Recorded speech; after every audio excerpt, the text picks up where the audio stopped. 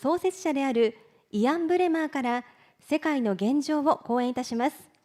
Now we would like to invite Ian Bremmer, President and Founder of Eurasia Group and GZERO Media, to deliver the State of the World. Ian, the stage is yours.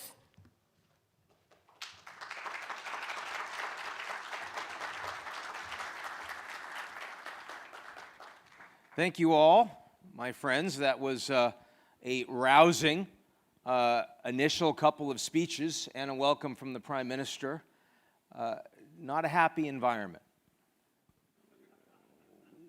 We all know that the institutions, the rules of the road, are not aligned with the balance of power that we are experiencing today. And when that happens, you have a few different options.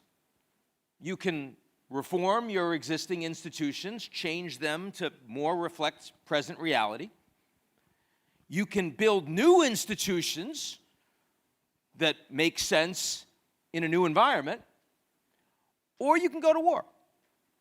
Now, we're doing all three, but our priorities are focused more on the third, and that is not sustainable. I want to talk a little bit about what happens as we head closer to unsustainability, but also talk about some of our opportunities. And I want to start with something that just happened. I don't want us to pass it over, and it makes sense for today's moment of history. And it's a moment of congratulations to the collective of Japanese atomic bomb survivors who just received the Nobel Peace Prize.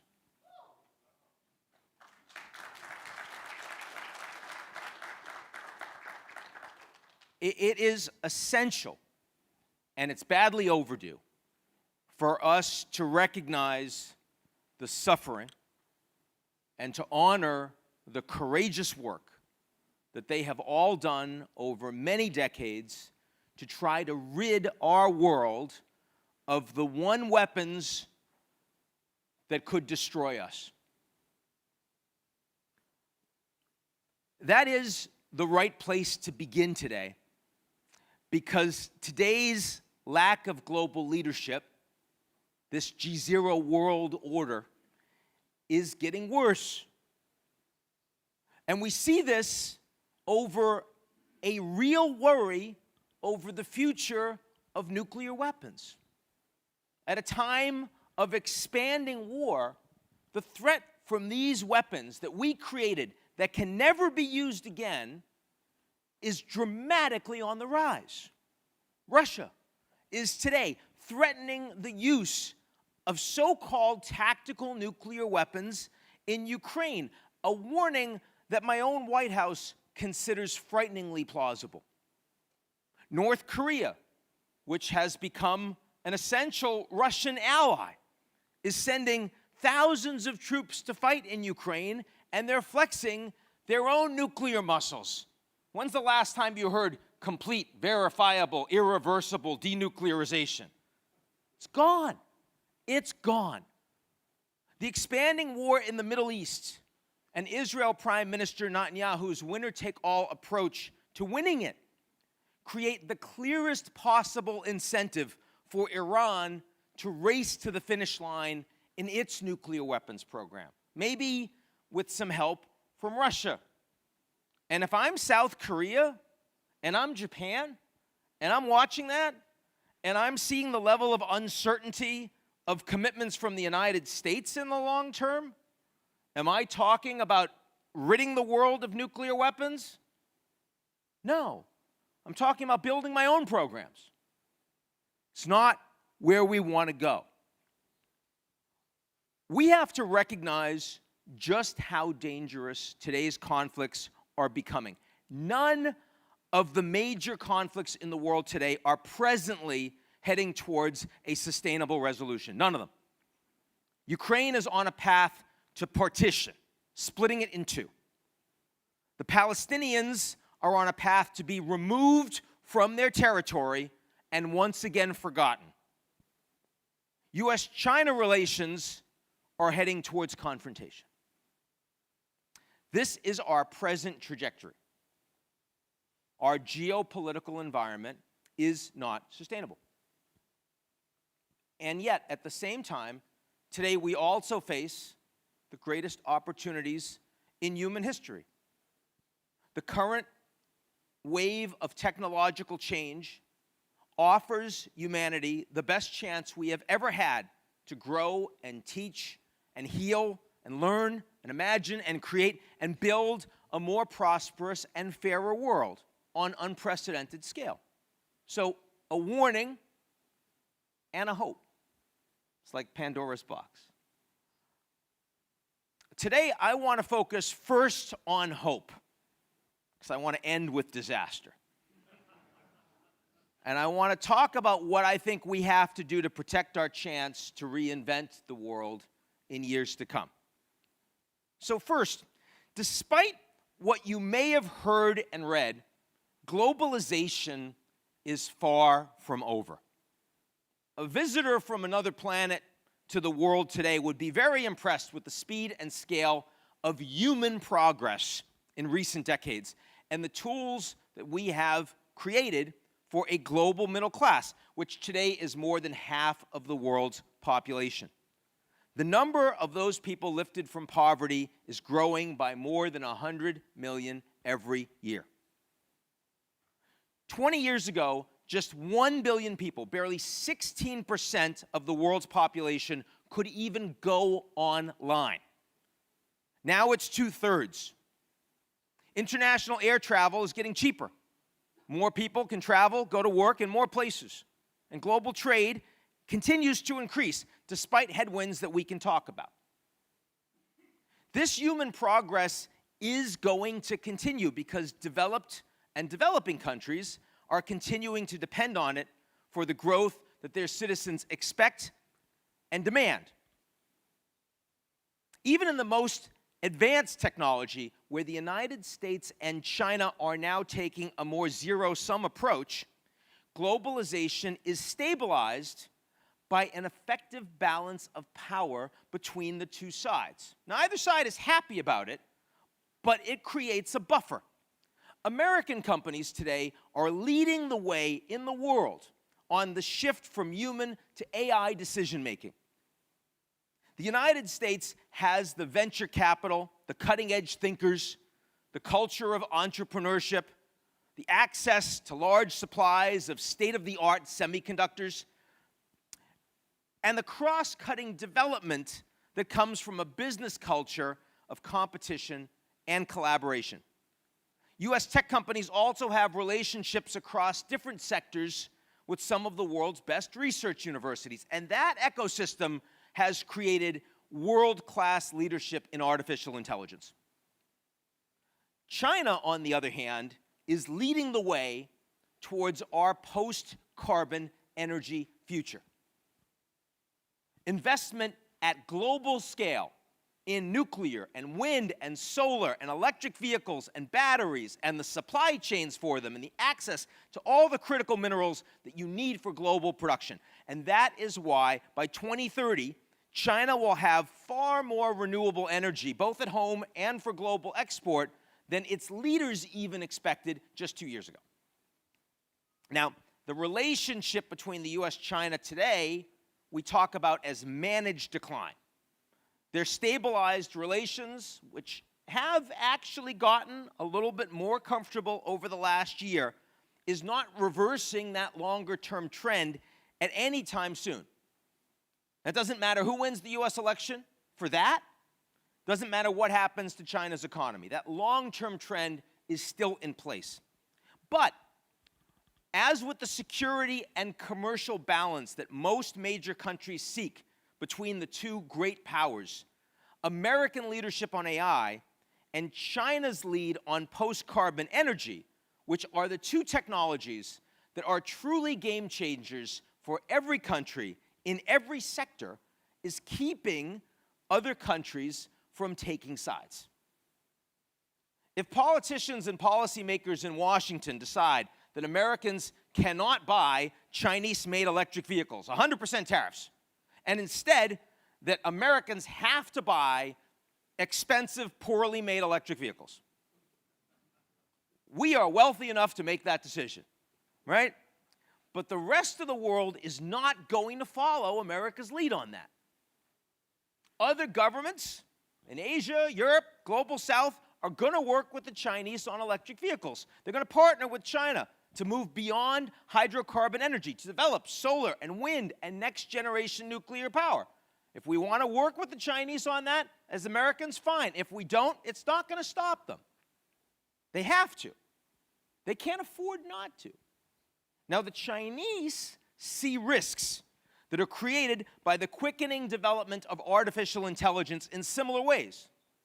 American companies are developing state-of-the-art AI innovations that are making the world healthier and wealthier and more efficient, better informed. And these tools are unlocking potential in everyone who uses them on a scale we've never seen before. So what happens in China when the Chinese government decides that their own people can't be trusted with those tools, right? Because Beijing doesn't want large language models to detail the histories of Taiwan or Hong Kong or even of the Chinese Communist Party itself for any Chinese citizen that has a smartphone, right? They don't want reams of Chinese data going to the mainly American companies that create the most powerful of these innovations. Hallucinations are fine in China, but they have to be sponsored by the Communist Party, okay? Chinese leaders do not want ChatGPT. They want ChatCCP. It's a very different story. Now, just like Americans can refuse to have access to the best electric vehicles, Beijing can refuse to give their people access to the tools that are most important for improving human capital. Just like they banned American social media companies and internet. They can keep doing that, but the rest of the world is not going to pay for less effective AI. They want access to the best AI they can have. And you see in the Gulf states, and you see in Kenya, and increasingly across sub-Saharan Africa, and in South America and Southeast Asia, India, those deals are going to happen. So in other words, we are seeing a bilateral geopolitical structure that would fatally compromise globalization is becoming a near impossibility. Many in Washington and Beijing act like they fear global interdependence, but most of the world demands it. And it's not possible in 2025 for the next American president to blow that up. You can't do it. And that is why, despite all the media hype and all the political anger, we are going to continue to see globalization in the world today. The most important trend that has gotten us to where we are is not about to fail. If there's a single piece of good news that comes out of my speech today, that's it. But I have one more. I want to talk specifically about new AI tools that I think deserve our attention. Large language models are changing how we create and interpret and access information and content, and large quantitative models used by industry are transforming how we manage the physical world. Machine learning algorithms are already revolutionizing patient care with early detection of disease, personalized treatment plans, and drugs. In education, students around the world are getting individualized assessment and instruction and feedback. They're helping industrial organizations and transportation fleets anticipate maintenance and reduce downtime. It's helping farmers more sustainably tend to their crops. Adding AI processes to robotics can help self-operating robots that revolutionize entire industries. These are just a small number of the literally thousands and thousands of use cases that we are already seeing early stage in AI rolling out around the world. And that is why we are on track to build a new globalization, one that moves beyond the accomplishments of recent decades in lifting billions of people out of poverty. When I think about the last 50 years, globalization has radically enriched a small percentage of really wealthy people, and it's created a global middle class. But a lot of people haven't had access to that infrastructure. AI is absolutely going to even further enrich an even smaller percentage of the world. And we can focus on that, and that will cause challenges. But the people that were left behind suddenly are going to have far more opportunity because they'll get access to the education and the medicine. They'll get access to the human capital improvement even if they are off the grid. If you're India, of 1.5 billion people, 50 million living like Europeans, 400 million living like Indonesians, 1 billion living like sub-Saharan Africans, that top 50 million is going to be squeezed with AI. But that bottom billion suddenly can join the rest. They can get literate. They can have lifespans. They can work in productive global ways. And we're going to see that all around the world. That's not just progress. That is a revolution, and one that extends the promise of global development from national statistics into the lives of individual human beings. So if you put these two things together, I'll quickly say, I think everyone that talks about a new Cold War, overstated. It's overstated. The United States and China are not capable in the near term of fighting a new Cold War. Not only because their allies are not interested, and it's very hard to fight one by yourselves, but also because the United States is massively politically distracted with its own internal challenges. And if you think that's bad now, I mean, Blinken is now his 11th trip in the Middle East. How many has he made in the last year to Asia? Is it 2? You know, you talk to American leaders, I go to the White House, how much time is actually spent on dealing with the long term when you've got these wars going on? Now think about what's going to happen after the U.S. election, irrespective of who wins, just to get through it, just to recreate a stable political environment. The United States does not need or want the kind of long-term confrontation that a Cold War would require. May happen long-term, but it's not right now. The Chinese may be looking at a Cold War long-term. From their perspective, they right now have the worst economy in decades. You talk to China about Taiwan right now internally, and they say 2027 is no longer the date that they feel like they have to resolve it. Could be later. They don't talk about peak China anymore. They can't do that. But they do internally now push back the date that they believe that China will surpass the United States in GDP by 5 years. So if the Americans are trying to put more time into just keeping China more stable, the Chinese are focusing on just getting the economy going again. These are not two sets of leaders that are bent on block building to create a Cold War. I mean, maybe it would be helpful if we had more leadership, but the reality is that the things that we've been most worried about over the last, 20, 30 years, we sat down, whether it's here in Tokyo or at Davos or the Munich Security Conference, everyone would say, the thing I am most worried about is the US-China relationship, the Thucydides trap. Are we going to war? It turns out what we should be most worried about is an absence of leadership. What we should most be worried about is the Americans doing nothing in the Middle East, despite their influence. We should most be worried about the Chinese doing nothing with Russia or North Korea, despite their influence. It turns out it is the absence of leadership that is our concern.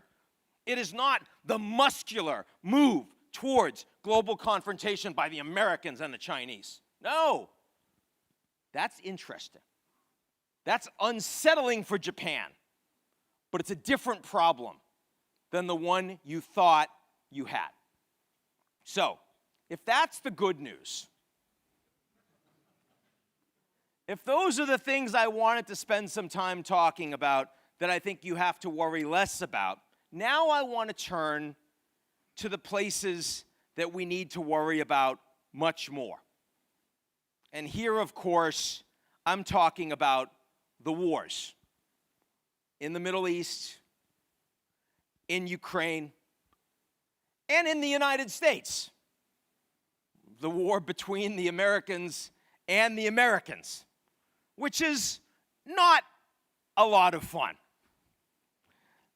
We remain at serious risk of failing to realize the gains that come with all of these opportunities because we lack global leadership. My country, the United States, has abdicated its responsibility in the Middle East. It is by far the most important friend in the world of Israel, and it has used none of its political influence to bring that conflict to an end. Not sitting on the sidelines, but actively supporting Israel's capacity to wage a war that is destroying the Palestinian and now Lebanese people. I'm not talking about giving up on Israel. I'm not talking about stopping Israel from having the right to defend itself. No, I'm talking about using any influence to try to create stability. I mean, the Americans say a lot of things. They want a two-state solution. They want humanitarian aid. What have they done? And the answer is nothing. China has abdicated its responsibility in Eurasia. The Chinese say, we want a rules-based order. They say, we're friends of the Ukrainians. We support their territorial integrity. In Kazan, today, Xi Jinping is on stage with Putin. What is he doing to try to maintain the international order? What's he doing with Putin? He's actively supporting Russia's capacity to expand an illegal invasion and to bring itself to the precipice of a war with NATO. And the rest of the world, well, we're just getting used to a higher level of instability. So let me start with where I think Russia's going. It's really not hard to see where this conflict is heading. Ukraine lacks the manpower and firepower to take back their territory, and I don't believe that Vladimir Putin is going to give back the land voluntarily. I don't see a magical third option, which means that without a peace deal, Ukraine is eventually going to be partitioned, even if Ukraine and the West never recognize the new borders that Russia claims. And the real question is whether a post-war Ukraine can expect a brighter future with deeper integration into the rest of the world. And that's possible, but it's hard. Ukraine can still bring the war to a stable stalemate, even if the unwillingness of either Putin or Zelensky to offer genuine concessions means that a settlement that is negotiated is beyond reach. But the ability of Ukraine to achieve that depends on how much diplomatic, economic, and security support that Ukraine receives from its allies in the United States and Europe. On diplomacy, will the Europeans integrate Ukraine into the European Union? Because even if the eventual answer is yes, and they voted to say yes, the effort will take many years, and the process will only get harder as populist and nationalist and Russia-friendly political parties and politicians gain more ground across the EU. And Ukraine's bid in the EU will depend on changes to the Union's membership and budgeting rules, because otherwise the size and the poverty of Ukraine would immediately make every other European Union member a net contributor to the EU budget. Now then there's the economics, and that's another question. The damage that Russia has just inflicted on Ukraine's energy and critical infrastructure has dramatically increased their funding needs. That's making it much harder for Ukraine just to sustain an economy, never mind to fight the war. And this is happening at a time when the United States and Europe are less willing and less capable to continue financial support at their present levels. You've seen Trump's already said he wants to end a war. If that means he has to stop funding of Ukraine, he'll stop funding of Ukraine. Even under Harris, we're going to see a lot more pressure. Given its own budgetary problems, even Germany has cut by half their funding for Ukraine for 2025. This all makes it more important for Ukraine to come to a deal, but it makes it less likely that Putin is going to negotiate. Which brings back the security question, and that's been unresolved for 2 decades. Will Ukraine be invited to join NATO?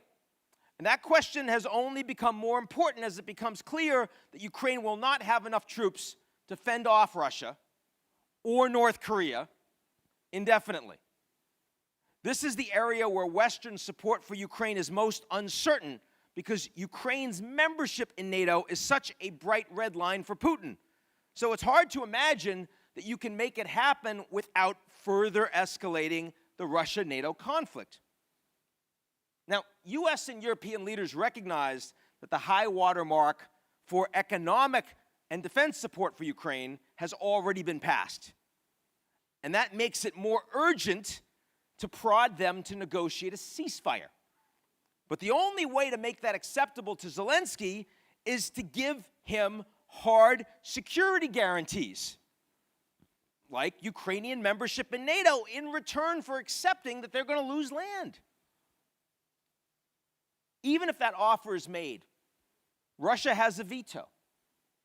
Because if there's no ceasefire and Russia is still launching missiles at Ukrainian cities, then if Ukraine's a member of NATO, NATO's at war with Russia. Even though it's still a constructive step, because the trade of membership for land can earn international support that could put more pressure on Russia to end the war. So I would say over the next 2 to 3 years, continued diplomatic support, especially for EU membership, strong bet. Continued economic support, likely, but it's going to diminish. Formal security support is much less likely, though not impossible. And in the meantime, we should expect that Russian advances at great human cost are going to continue. And we should expect more asymmetric warfare from Ukraine and real risks of military escalation. Russia's sovereign assets stay frozen and are going to be devoted to Ukrainian reconstruction over time, so they get seized. Western sanctions on Russia stay in place, and the G7 remains in an undeclared hybrid war against Russia. Putin gets older, gets more isolated, gets further removed from day-to-day decision-making, and more prone to impulsive mistakes. Russia's alliance with Iran and North Korea, both rogue states committed to chaos on the global order, will grow stronger and less predictable. So in other words, even if we can imagine that the Russia-Ukraine war in the next 1 to 2 years might become more stable, Russia's broader struggle against the entire West is becoming more dangerous. Now to the Middle East, which is exactly the opposite dynamic. There's no outcome of the war in Gaza that is stabilizing for Israel and the Palestinians. I can't see one. But over the longer term, the regional and the global challenges are probably less escalatory than they are with Russia. Israeli airstrikes are continuing, but the Gaza war is almost over. The Israelis are running out of targets. I mean, they've killed the leadership, they've blown up the tunnels, they've hit the arms caches.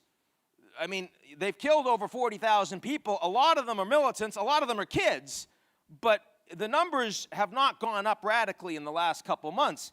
The problem now is the humanitarian issue. The problem is these people can't live.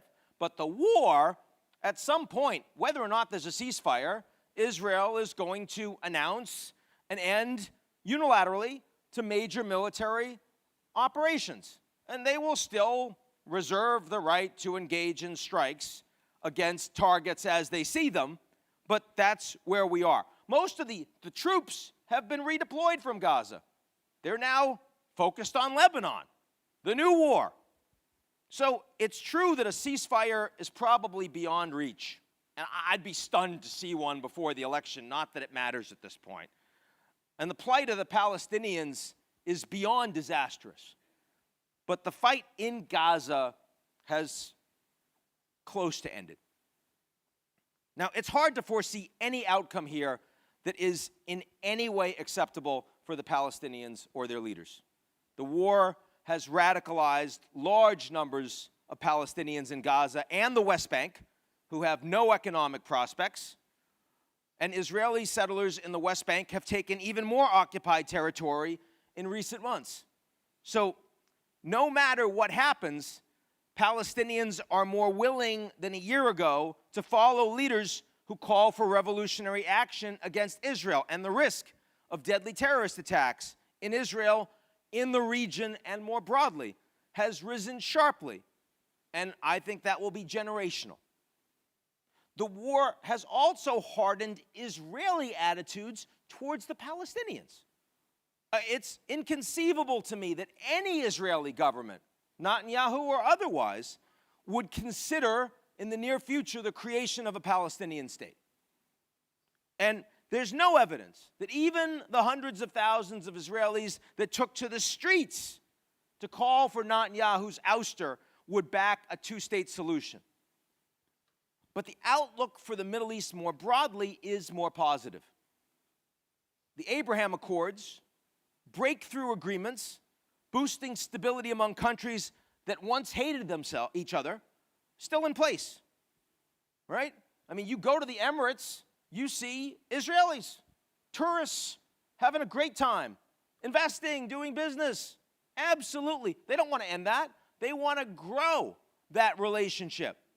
Saudi Arabia is demanding publicly that Israel allows for the creation of a Palestinian state in order to normalize the relations.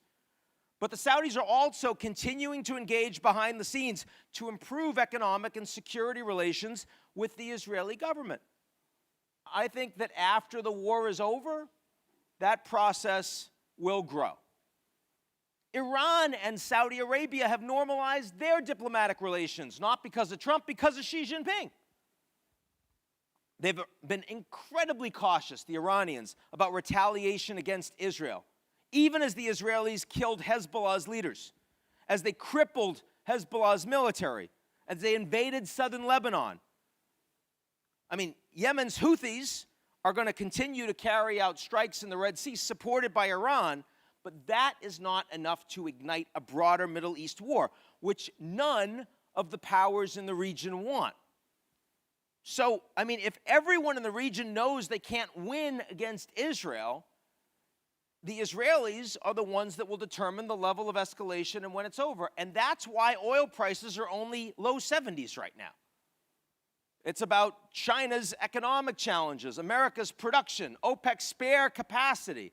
It's not about war in the Middle East. So the most likely long-term outcome of the war is that the long-standing friends and allies in the West will keep Israel's government more and more at arm's length. That relationship will become more distant. But Israel will remain a small, asymmetrically powerful country in economic terms, military terms, and technological terms. They will continue to be able to defend themselves effectively.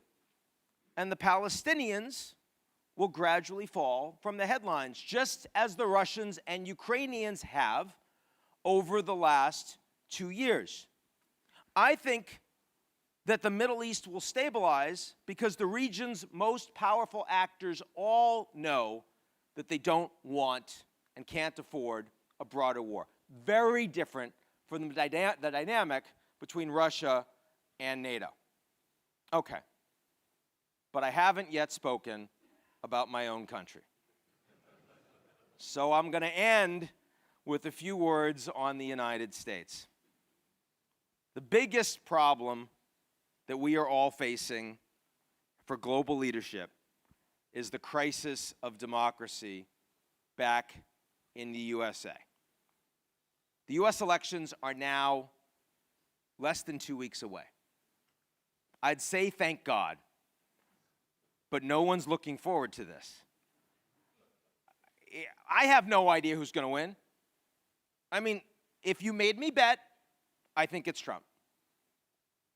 I'm saying that to you, not with a lot of conviction, but just because most elections this year are change elections. 70% of Americans say they're not happy with where the country is going. It is very hard to vote for the sitting vice president when that many people say, I want something different. Trump is something different. Very different. But he's also incredibly unpopular and in unprecedented ways unfit. The problem is not just about who's going to win. The problem is that everyone in America agrees on one thing, which is that there are major forces inside the United States that are intent on destroying democracy. Everyone agrees on that. They just disagree on which forces. And that is a serious problem. The left argues that Donald Trump has already used political pressure and the U.S. courts and violence to try in every way possible to overturn the results of the 2020 presidential election. Democrats show the wave of lawsuits making their way through America's judicial system. They say that every word that Trump utters is a genuine threat to the future of the republic. The right insists that American democracy has already been subverted because entrenched elites, the deep state, has obstructed the will of the people at every turn. Trump regularly warns his supporters that if Harris wins, you won't have a country anymore. He claims that large-scale voter fraud routinely occurs across the country, and that these people, just like in 2016 when he said that Hillary Clinton should be locked up, he now says that about Kamala Harris. He talks about calling for consequence-free police brutality, and he pledges that he will use the U.S. military to take care of internal enemies. My country, the United States, is today at war with itself. Its political system is far from the envy of anyone else in the world. Deep-pocketed interest groups are distorting law and policymaking to create a system that represents dollars over its own citizens. And no matter who wins on November 5th, tens of millions of Americans will find evidence that their political system is broken. And they are not wrong about that. The post-election period is uniquely dangerous, as we are about to have an election whose outcome will be perceived as illegitimate by nearly half of the country. So what are we going to do about that? We will get a president in the United States. I mean, not on November 5th. We won't know on the day who's going to win. We might not know in a week. It's most likely that it's going to be so close that both sides will say that they've won. And then there'll be lawsuits. And there'll be different lawsuits. The Democrats will have lawsuits in some states where they say that there was voter harassment and intimidation. They couldn't get to the polls. They'll say that there was wrong certification by local elected officials who decided to go political. The Republicans will say that Democrats shouldn't have won in some states because illegals were allowed to vote, and that they had a win and then it was overturned by vote stuffing and it was rigged. And the the judicial system still works in the U.S. So those court cases will be thrown out or they'll be overturned. But that will create an environment where the people, the voters, will say, you are stealing my election. You are subverting my democracy. And that will have effect on the political leaders. And when you finally get a president, the opponents to that president, not just the citizens, but a lot of the members of that party and the politically elected officials will say, this is not my president. We haven't dealt with that. Now, I say to you here in Japan, this is not such a concern for the U.S. economy. The dollar's still strong. Geopolitically, the American environment looks great. Mexico, Canada, a couple big oceans, right? I mean, it's a good environment to be in. The dollar works. The research universities are great. The entrepreneurship is strong. The natural resources are wonderful. All of that is true. But if you think the United States has not been providing leadership over the last 20 years, you have seen nothing compared to the next 5. And Japan has to be prepared for an environment where the United States cannot be counted on for the values that it has historically stood for. What values are we talking about? Well, global security, free trade, promotion of democracy, rule of law. These are all fundamental values that the United States, sometimes hypocritically, sometimes inconsistently, but nonetheless has been seen as a leader globally and has been relied on by its allies. And its adversaries has known that there's going to be a challenge there. We already talked about CPTPP because TPP suddenly was not so TPP, right? I mean, the uncertainty that Japan has been dealing with over the past decades has been more about the United States than other countries. JCPOA, Iranian nuclear deal, you in, you out. World Health Organization, you in, you out. Paris Climate Accord, you in, you out. Well, how about Russia, Ukraine? How about security umbrella in this part of the world? How much can you count on the United States? Now, that does not mean that Japan is no longer going to have a security relationship with the U.S., but it does mean that Japan has to take a greater leadership role. It does mean that Japan has to think more about how to build more inclusive architecture that the Americans by themselves won't do, which includes engaging, for example, even with the Chinese. Because if you don't engage with the Chinese in any architecture, then it looks like you're going to war with them. This is a uniquely challenging environment outside the U.S. Final point I want to make is that if it were a uniquely challenging environment in the United States, the Americans would have fixed it by now. Part of the reason why this keeps getting worse is because the U.S. doesn't think it matters. Because they are so strong and so resilient. Because they've gotten through January 6th, and there was no coup, and there was no civil war. And they can get through all of these unprecedented, embarrassing political dysfunctions without feeling like their lives are changing all that much. But that means this is going to get worse before it gets better. That's a G0 world. So I go back to the beginning. Fantastic opportunities. Globalization continues. The technology is amazing. We're not on the precipice of a Cold War, but we don't have leadership.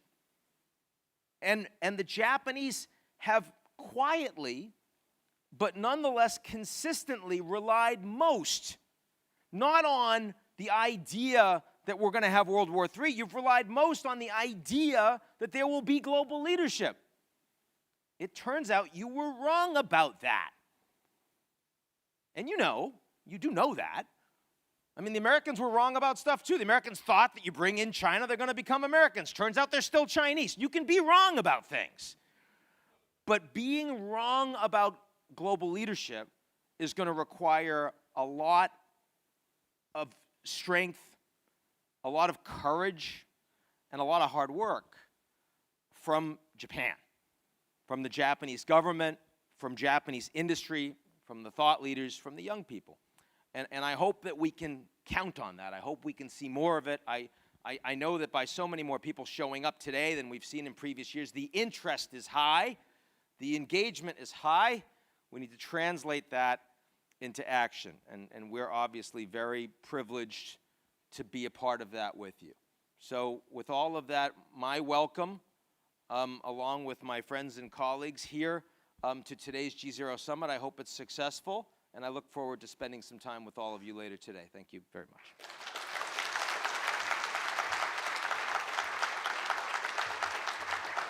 Thank you, Ian.